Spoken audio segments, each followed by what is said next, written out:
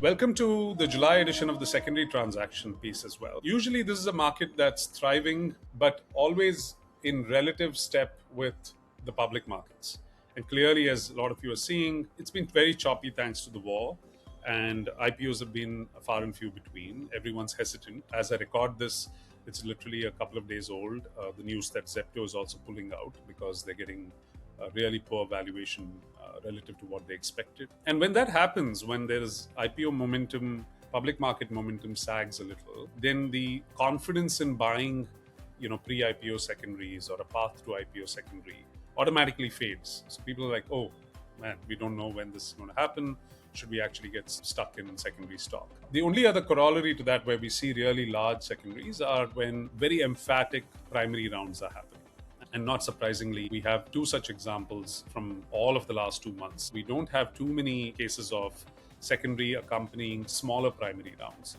There are two very large, interesting cases. Both are relatively older news now. Both happened in June, almost nothing in July. And the first one we're going to talk about what was sensational for a week, the news that Kunal Shah will become the global head of WhatsApp from being the CEO of CRED.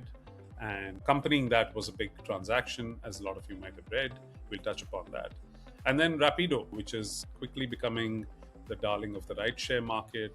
I mean, outside of Uber, which is not really an Indian play, it is clearly taking definitive top spot amongst Indian ride-hailing companies, and clearly getting a lot of love for that and potentially carving a path to its own IPO. So we'll touch upon CRED and Rapido today. So CRED, what seems to have gone on in the back room, has been covered by a few journalists. We still don't have a movie on it. I wouldn't be surprised if we see one around the corner. But it seems to be a power move by Meta, trying to understand one of its most important markets, growth markets, which is India, just in sheer volume of users on WhatsApp, Insta, and of course Facebook. You can't deny that India is like jewel in the crown in Meta's empire, as attractive as the US market might be, but very symbolic of how emerging market behavior looks like. Rumor has it that, of course, Kunal was asked for his opinion.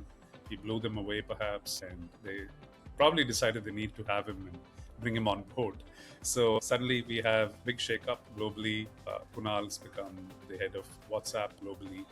Not all of Meta, but within that, there's an important aspect of how you can monetize and build WhatsApp more interestingly in the AI first world. And a lot of you know CRED, legendary advertising and brand building, started with credit card bill payments and then started using that behavior to give you great lending, insurance, and wealth products. And so Meta is kind of very cleverly getting a piece of CRED by actually doing massive primary at a 4.5 billion post and also cleaning out a bunch of secondaries. So I think it's like Kunal moving out is like a big shift. It's almost like a control shift.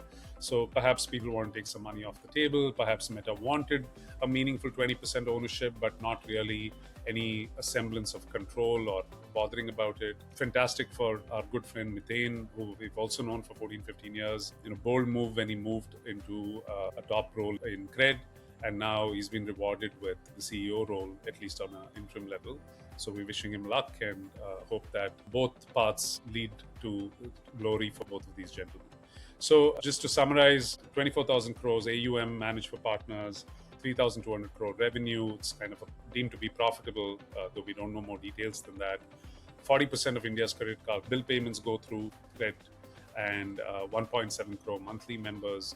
So, Kunal did what he said he would do. He would go to the top 1% of the country, which is around reflecting that 1.7 crore, and basically solve for them and give them great financial products. So Meta gets, access to maybe not the information, but the learnings. Both have sworn that there will be no exchange of data or information. And then Kunal is like on new territory, very rare that Indian startup CEO becomes a global product CEO. And it's a win-win for everyone. So kind of looking to what's next and what comes out of both these tables over the next year or two. The other one, as everybody knows and is probably used, I haven't. I think I'm still loyal to Namayatri, which is kind of a competitor to Rapido in a few places with their Bharat Taxi and Namayatri offerings. But Rapido has clearly become a dominant number two, overtaking Ola, and also adapted a lot of the Namayatri infrastructure play. We'll take some credit for it, but I think they adeptly adopted it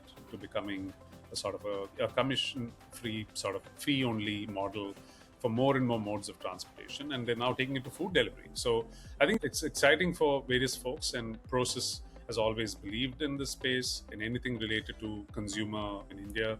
And so Westbridge, Axel, Prosus, they all jumped into this massive round.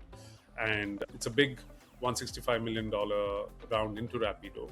And it also led to an additional secondary, which is even bigger than possibly the primary. No, as much, I think. Like, we're talking about a $730 million round, 240 is secondary, which is all predominantly Swiggy exits. And Swiggy actually had taken a strategic stake because they were a partner to Rapido's workforce, and they've taken a full exit.